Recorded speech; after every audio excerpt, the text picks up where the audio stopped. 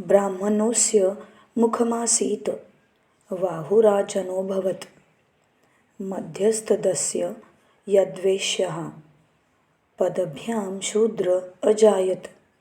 अर्थात ब्राह्मणों की उत्पत्ति मुख से हुई है, क्षत्रियों का आविर्भाव बाहु से हुआ है, मध्य भाग यानी परम पुरुष के पेट से वैश्यों की उत्पत्ति हुई है और क्षूद्रों का जन्म पैरों से हुआ है। वही परम पुरुष, वही निराकार, सर्वानुस्यूत, सर्वव्यापी परब्रह्म जो सभी लोगों के समान रूप से अपने हैं, सभी के प्राणों के प्राण हैं, सभी के बिल्कुल घरैया व्यक्ति है, उन्हें भी दूर कर दिया है। कहा जाता है कि बुद्धिजीवी लोग उनका मुख है, मुँह से निकले हैं और हाथ से निकले हैं क्षत्रिय अर्थात युद्धजीवी, साहसजीवी, मध्य भाग से वैश्य और पैर से शूद्र। मैं तो कहूँगा तब तो शूद्र ही सबसे श्रेष्ठ है, क्योंकि परम पुरुष के पैर पकड़ने के लिए सभी लालायित रहते हैं और उन पैरों से जब शूद्र आया है तब शूद्र सबसे पूज्य है। अतएव यदि जाति भेद मानना ही पड़े तो कहना पड़ेगा कि शूद्र सर्वश्रेष्ठ है। यदि कहो नहीं नहीं नहीं, किसी को श्रेष्ठ नहीं बनाऊंगा तो सभी समान है, किंतु जाति भेद को यदि कोई अत्यल्प भी मानना चाहो तो उसके लिए शूद्र की पूजा करना उचित है, क्योंकि पदभ्याम शूद्र अजायत, दोनों पैरों से शूद्र निकला हुआ है। जो भी हो, इसी तरह मन को विकलांग बना डाला गया था। उसके साथ ही साथ यह समझ लेना जरूरी है कि सामाजिक अर्थनैतिक क्षेत्र में मनुष्य यदि स्थायी मुक्ति या शाश्वत मुक्ति भी चाहता है, मानस अर्थनैतिक क्षेत्र में यदि चिरंतन सत्ता अर्थात परमार्थ अथवा स्थायी मुक्ति चाहता है, तो उससे पहले बौद्धिक मुक्ति की आवश्यकता है। तुम यदि सामाजिक अर्थनैतिक मुक्ति प्राप्त करो, याद रखो तुम उस स्थिति में मानस अर्थनैतिक मुक्ति प्राप्त भी कर सकते हो, नहीं भी प्राप्त कर सकते हो। अर्थात स्वीकार कर लिया गया कि समाज में सभी समान हैं और अर्थनैतिक क्षेत्र में भी सभी समान हैं। बैल को भरपेट चारा खिलाया जाता है, फिर वैसे ही बैल के द्वारा जमीन को भी जोता जाता है। अतः बैल का क्या हुआ? तो सामाजिक अर्थनैतिक क्षेत्र में स्वाधीनता प्राप्त हो गई है, खाने को मिल रहा है, किंतु मानस अर्थनैतिक के क्षेत्र में हो गई है। यह बात जोर देकर नहीं कही जा सकती, अर्थात उसकी स्वाधीन सोच के पथ को तो प्रशस्त नहीं किया गया। एक शब्द में कहा जाए तो कृतदास के रूप में रखा गया, भरपेट खिला दिया गया, किंतु बौद्धिक जगत में कृतदास बनाकर रखा गया। मानसिक अर्थनैतिक क्षेत्र में जो मुक्ति है वह है भरपेट खाने को भी मिलता है और स्वतंत्र रूप से सोच भी सकते हो, किंतु मानसिक अर्थनैतिक क्षेत्र में मुक्ति पाने के लिए तुम्हें और भी आगे उससे सूक्ष्मतर क्षेत्र में बौद्धिक मुक्ति प्राप्त करनी होगी। बुद्धि की मुक्ति चाहिए। बुद्धि की मुक्ति न मिलने पर स्थूल जगत में जिस प्रकार तुम्हारा यतमान व्यर्थ हो जाता है, चाहे वह आर्थिक हो या परमार्थिक हो, बौद्धिक क्षेत्र में भी व्यर्थ हो जाता है, क्योंकि तुम्हें बौद्धिक समर्थन नहीं है, सोचने की स्वाधीनता नहीं है, बौद्धिक मुक्ति नहीं है। इसलिए बुद्धि के स्तर पर जिस बुद्धि के द्वारा मनुष्य बड़े बड़े काम कर डालता है, उन्हें कर नहीं सकेगा, क्योंकि बुद्धि स्तर की जो प्रारंभिक प्रयोजनीयता है बौद्धिक मुक्ति, वह तुम्हें नहीं है। जो लोगों का शोषण करते हैं, लोगों को ठग कर अपना काम निकाल लेने की चेष्टा करते हैं, वे शुरू से चाहते हैं कि लोगों को सामाजिक अर्थनैतिक मुक्ति न मिले और उसे वे प्राप्त न कर सके। उसके लिए वे मानसिक अर्थनैतिक क्षेत्र में सूक्ष्म रूप से शोषण करते हैं। सीधे सीधे सामाजिक क्षेत्र में भी शोषण नहीं करते, सीधे अर्थनैतिक क्षेत्र में भी शोषण नहीं करते, किंतु मानसिक अर्थनैतिक क्षेत्र में बुद्धि के द्वारा इस प्रकार तुम्हारा शोषण करते हैं कि तुम सोच भी नहीं सकते हो। सही तरीके से यतमान का काम भी नहीं कर सकते हो। फिर तुम अपने अर्थनैतिक क्षेत्र में भी उन्नति नहीं कर सकते हो, क्योंकि सूक्ष्म स्तर क्षेत्र में अर्थनीति का भी वे नियंत्रण किए चल रहे हैं। वे सुविधावादी जब देखते हैं कि मानस अर्थनैतिक स्तर पर अब रोक कर रख नहीं सकते, क्योंकि इन शोषितों के दल के बीच काफ़ी संख्याक बुद्धिमान लोग निकल आए हैं, उन्हें चाल समझ ली है, जो कि उनके हाथ में मुद्रण यंत्र पत्र पत्रिकाएं रह सकती हैं। फलस्वरूप वे एक प्रकार का विस्परिंग कैंपेनिंग भी चला रहे हैं। उसका भी तो मूल्य है। तब वे आकाश पाताल एक कर देते हैं। बौद्धिक क्षेत्र में, अर्थात जिसमें लोग बौद्धिक मुक्ति प्राप्त न कर सके, वह बौद्धिक मुक्ति लोगों को न दी जाए, उसके लिए वे क्या करते हैं?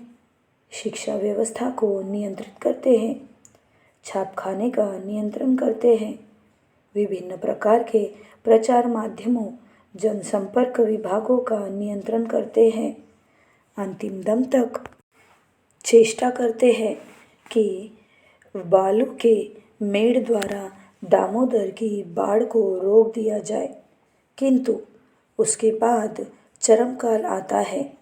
यह जो चरमकाल है, जिसे मैंने कहा है कि विक्षुब्धों का विप्लव, विक्षुब्धों का विक्षोभ जब फूट पड़ता है तो उस बाढ़ से बालू का बांध बह जाता है और तब लोग सही तरीके से और स्वाधीन तरीके से विचार करने बैठते हैं कि अतीत में उन पर किस तरह का सामाजिक अर्थनैतिक शोषण चला था और किस किस प्रकार का शोषण चला था। उससे पहले वह इसकी स्वतंत्र रूप से चर्चा भी नहीं कर सकते, आपस में गुप्त रूप से चर्चा कर सकते हैं। उससे अधिक करने पर उनकी जीभ मानो गल जाएगी।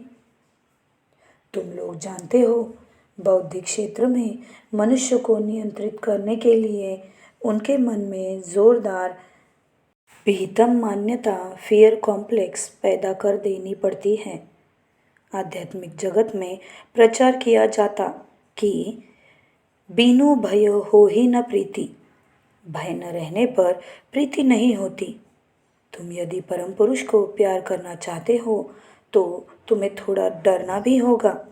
यह तर्क सिद्ध नहीं है। हाँ, सही बात यह है कि परम पुरुष से डरना भी होगा, परम पुरुष से प्यार भी करना होगा, किंतु यह बात सही नहीं है कि परम पुरुष से प्यार करने के लिए डरना पड़ेगा ही। अर्थात ये दोनों अलग चीज़ें हैं, दोनों एक चीज़ नहीं है। अर्थात परम पुरुष से डरना भी होगा और प्यार भी करना होगा, परंतु बिनु भय हो ही न प्रीति, यह बात सही नहीं है। परम पुरुष शासक है, डर कैसे नहीं करेंगे? और परम पुरुष तुम्हारे बहुत ही नज़दीकी है, अपने व्यक्ति को प्यार तो करेंगे ही। इसीलिए अतीत में सुविधावादी लोग लोगों को बौद्धिक क्षेत्र में भाव जड़ता घुसाकर उन्हें मानसिक, अर्थनैतिक और सामाजिक अर्थनैतिक क्षेत्र में ध्वस्त करने की प्रचेष्टा में जो रत हुए थे, जिसे असफल चेष्टा कहूँगा, क्योंकि मनुष्य आगे बढ़ेगा, कोई रोक नहीं सकता। यह नहीं करना चाहिए, यह निषिद्ध है, ऐसा करने पर नरक जाना पड़ेगा, ऐसा कहकर भयभीत कर दिया गया था। ऊंची जाति वाले ईश्वर के मुख से निकले हैं, अतः ऊंची जाति वाले जिस मोहल्ले में हैं, नीची जाति वाले उस मोहल्ले में जूते पहनकर या छाता तानकर नहीं जाएंगे। उन्होंने मान लिया, हाँ सही तो है। उन्हें कहा गया, राजा, राजा तो विष्णु का अवतार है, स्वयं भगवान का अवतार है, अतः राजा जो कहेंगे मान लो। अतः राजा ने भी अपने शासन, शोषण और उत्पीड़न का विजय रथ चला दिया। अतीत में वैसा ही होता आया है। महिलाओं की तो निषेध बेड़ियां हजार गड्ढे है। यह करने से पाप होता है, वह करने से पाप होता है, इत्यादि। पुरुष अनेक चीज़ें खा सकते हैं, महिलाओं के खाने पर पाप होता है। यह सभी कुछ महिलाओं ने मान लिया है और वे जिसमें इनका विरोध न कर सके, इसीलिए महिलाओं को मूर्ख बनाए रखो, पढ़ना लिखना मत सिखाना। ड्रिंक वाटर बेऊत ने जब बंगाल में महिलाओं के बीच शिक्षा विस्तार की चेष्टा की थी, तब लोगों के एक दल ने गया गया गया करके हंगामा खड़ा कर दिया था। महिला यदि पढ़ाई लिखाई सीखे, यदि अंग्रेजी अक्षर सीखे, तब तो महिलाएं नरक में चली जाएगी। तब क्या होगा? महिलाएं यदि नरक में चली गई तो घर गृहस्थी सब कुछ नरक हो जाएगी। एक कवि ने लिखा, आगोकार सब ये गुलो छीलो भालो, धर्म कर्म कर तो सबे, एका बेथून एसेड शेष करे छो, आर की तादेर ते मैर पाबे, ए बी सीखे बीबी से जे, बिलित बोल कबेड़ कबे। अर्थात पहले की सभी महिलाएं अच्छी थी, सभी धर्म कर्म में निरत रहा करती थी। बेथून ने अकेला ही आकर सब कुछ चौपट कर दिया। अब क्या वे वैसी मिलेगी? ए बी सीख कर बीबी बनकर बिलायती बोली बोलेगी ही। अच्छा, बिलायती बोली यदि बोलेगी ही तो उससे कौन सा आसमान टूट पड़ा? महिलाओं के शिक्षित बनने का फल हर प्रकार से अच्छा ही हुआ है, 100% अच्छा हुआ है, 99% नहीं, 100%। तब ऐसी बाधा क्यों दी गई थी? ताकि बौद्धिक शोषण बरकरार रहे। महिलाओं के मूर्ख बने रहने पर उन पर सामाजिक, अर्थनैतिक, मानस अर्थनैतिक शोषण और भी अच्छे ढंग से चल सकेगा और महिलाएं जड़ भरत लिविंग लगेज बनकर यदि बैठी रहे तो पुरुष लोग जैसा चाहे उनका शोषण कर सकेंगे। एक पुरुष 150-200 शादियां कर सकता था, किंतु एक नारी वह भी पति के मरने पर एक भी नहीं कर सकती थी।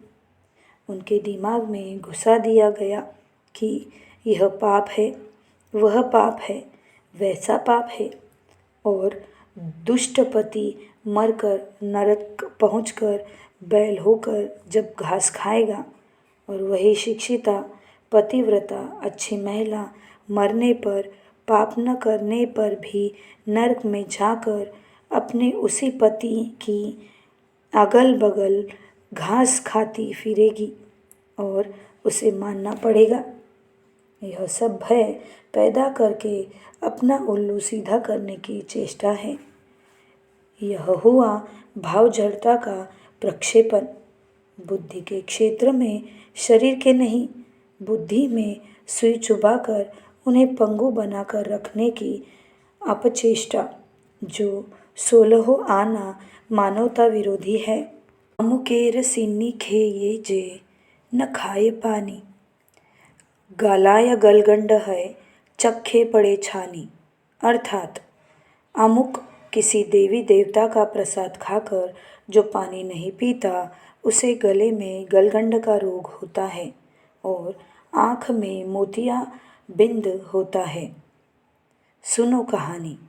अर्थात एक देवता बनना होगा। किसी भी प्रकार का देवता बना लेने पर उससे संबंधित एक पुरोहित तंत्र खड़ा हो जाएगा। भय से थोड़ी भक्ति भी जगेगी और उससे संबंधित कुछ लोगों के शोषण का रास्ता भी खुल जाएगा। हर तरह से तुम लोग एक नए विचार से नए आलोक में इतिहास का पता लगाकर देखो। भयभीत करके अपना मतलब साधने का प्रयास किया गया था। परम पुरुष तुम्हारे प्राणों के प्राण हैं। उसे प्यार करोगे, उसे पाने के लिए साधना करोगे या डर से सिकुड़ कर रहोगे? कितना गंदा विचार है। रिलीजन में और धर्म में अंतर यहीं पर है। हर मामले में तुम लोग देखोगे केवल डराया गया है। महिलाएं पुरुषों की खातिरदारी खूब करें, हाथ जोड़कर रहे। इसीलिए महिलाओं के लिए बहुत सारे कड़े नियम बने, किंतु पुरुषों के लिए वैसा कोई विधान नहीं है। जैसे महिलाएं पति का नाम नहीं लेंगी, भैंसुर का नाम नहीं लेगी। क्यों नहीं लेगी? तो जिससे वे पुरुष के प्रति खूब अधिक श्रद्धा करें, श्रद्धा से बिल्कुल अप्लावित रहे। ढाके का मालपुआ जिस प्रकार रस से परिपूर्ण रहता है, उसी प्रकार श्रद्धा से परिपूर्ण रहे। एक बदमाश पुरुष हो सकता है, वह पढ़ना लिखना न जानता हो, फिर भी उसकी पत्नी गले में कपड़े को, आंचल को लपेटकर उसे प्रणाम करेगी। यह सब क्या है? यह गंदगी है, भारी गंदगी है, बहुत फालतू चीज़ है। श्वशुर भासुरेर नाम करले अधाह पाते जाए, मामा ससुरेर नाम करले अलजीब खसे जाए, सेवामीर नाम ना करले दूधे भाते खाए। यह सब है। वैसे इंजेक्शन लगाकर उसे पंगु बना डालने की चेष्टा। जो भी हो, स्थूल जागतिक क्षेत्र में जिस प्रकार यत्मान व्यर्थ हो जाता है, वैसे ही मानसिक क्षेत्र में भी व्यर्थ हो जाता है।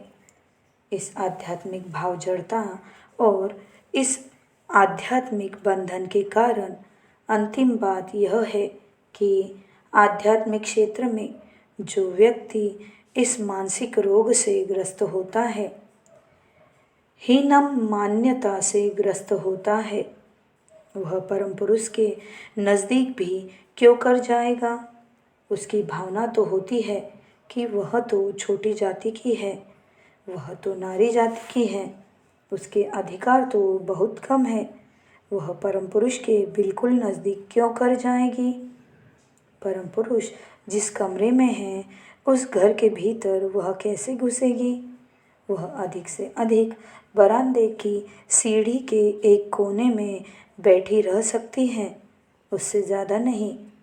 सुविधावादियों ने प्रचार भी कर रखा था कि नारी शरीर में किसी को मुक्ति नहीं मिलती।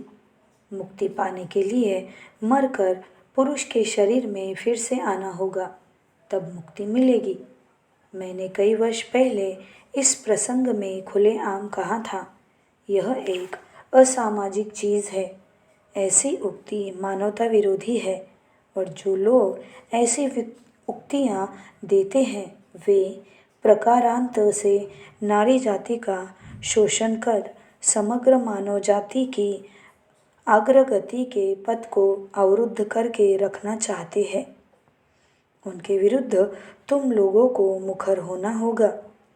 तुम लोग ऐसे किसी भी अन्याय को बर्दाश्त नहीं करोगे, क्योंकि इसके परिणाम स्वरूप केवल नारी जाति का या समाज के एक भाग या दलित, मथित, पददलित, अवहेलित लोगों को ही क्षति होगी, ऐसी बात नहीं है। इसके परिणाम स्वरूप एक समाज देह के एक बड़े भाग पर एक बहुत बड़ा घाव पैदा हो जाएगा और वह घाव ऐसा होगा कि संपूर्ण समाज देह को सड़ाकर खत्म कर देगा। तुम लोग ऐसा कभी नहीं होने दोगे। तुम्हारी आंखें खुल चुकी हैं। तुम लोग वास्तवोचित पथ पर चलते रहो। कनिका में आनंद मार्गदर्शन मानसाध्यात्मिक साधना का स्तर विन्यास।